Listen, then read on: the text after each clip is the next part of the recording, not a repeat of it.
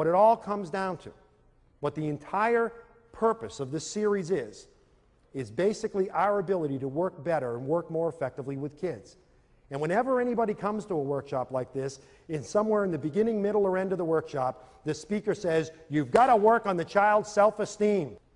How do you do that? How do you build the child's self-esteem?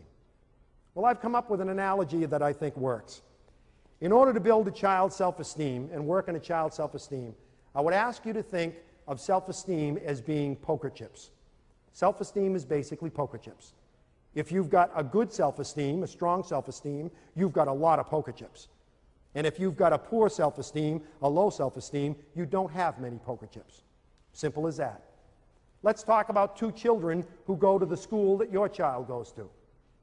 These two children go to every school in the country. One child is named Joe Cool. Joe Cool has tons and tons and tons of poker chips. How did he get all those poker chips? By good things happening to him. When good things happen to you, you get poker chips. Captain of the football team, he has 10,000 poker chips. Voted king of the homecoming dance, he has 15,000 poker chips. Get your picture in a paper for scoring the winning touchdown, he has 12,000 poker chips. This kid's got millions and millions of poker chips. He's had a charmed life, God bless him. He feels great about himself, and he should. Now, you also lose poker chips when bad things happen to you. You go to the prom, Joe Cool goes to the prom with the best-looking girl on campus, 20,000 poker chips. Prom night comes, he's got a pimple on the end of his nose. He loses 3,000 poker chips, but he still has a net gain of 17,000 poker chips. He's still 17,000 poker chips ahead. And this kid goes to school every day with his baskets and bags full of poker chips. And sitting next to him is Larry, the learning disabled kid. Larry, the learning disabled kid, has poker chips like this. This is it. This is all he's ever gotten. Never been voted captain of anything. Didn't go to the prom. Never been on a team. Never got on 100 in a test. Didn't blow the top off his SATs. Didn't even take his SATs. He's got a stack of poker chips like this. And now, with the inclusion movement, we make those two kids go to school together and compete against each other in the games of school. I would submit to you that that's not fair. I would submit that that's not fair.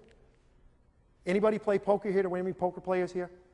Sir, Chris, could you join me up here? Would you mind? Suppose, Chris, I were to ask you if you wanted to play poker. And I said, Chris, here's basically the deal. You're going to have this many poker chips, okay? I'm going to have, here you go, I'm going to have all the poker chips in the Western world. I have basically 10 million poker chips back there. I'm going to play poker against you. What would be your first response? Would you want to play? I don't think so. Okay, his first response would be, I don't want to play. What do we think the learning disabled kid is saying to us when he says, I don't want to go to school today, Ma? Don't make me go. I got one of those stomach aches again, Ma. Don't make me go. Please don't make me go to school today. What's he saying to you? He's saying, I don't have enough chips to get in the game. I don't have enough chips. Don't make me play this game. But we say to him, you got to play.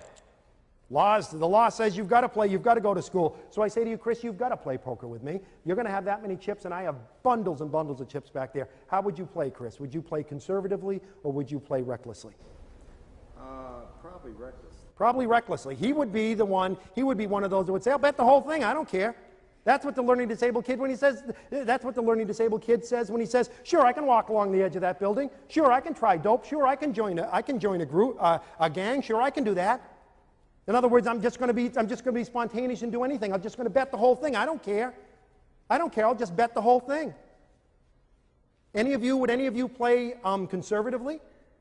Yeah, some people are saying, I play conservatively. I just bet one chip at a time. That's what the kid with a learning disability is saying to you when he says, no, I don't want to ask anybody to the dance. Don't ask me to, Ma. I don't want to put anything in the science fair. I don't want to go to summer school. I'm going to take the chips that I've got, and I'm going to hold on tight to those, and I'm not going to let these go. And in school, we make these two kids play the game of school against each other, and I would submit to you that that's not fair. So in class, the first day, we're in class one day, and the teacher says, who was the president of the United States during the Civil War? And Joe Cool's sitting there, and he's saying, I think it was Calvin Coolidge, but I'm not sure. Well, what the heck? I've got 10 million poker chips. If I get this answer wrong, it's only going to cost me 5. Was it Calvin Coolidge? Teacher says, no. Larry, the learning disabled kid, is sitting there, and he's looking at this little stack of poker chips. He's got 25 poker chips to his name.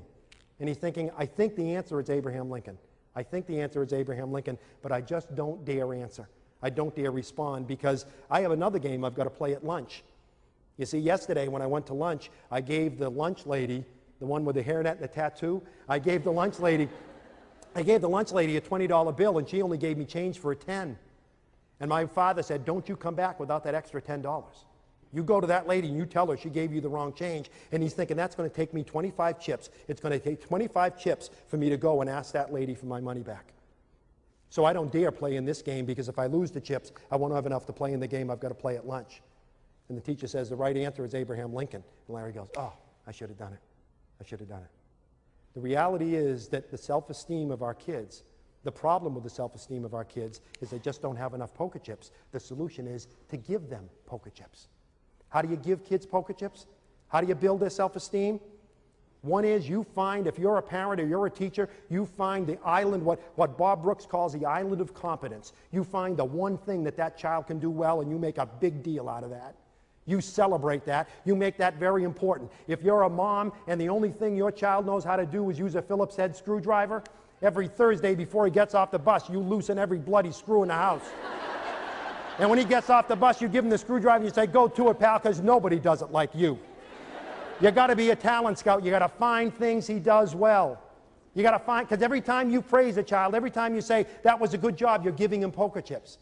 Parenting is pretty simple. Being a teacher is pretty simple. It all comes down to this. Your job is to make sure that every child you deal with has more poker chips when he goes to bed that night than he or she had when they got up in the morning. That's it. It's that simple.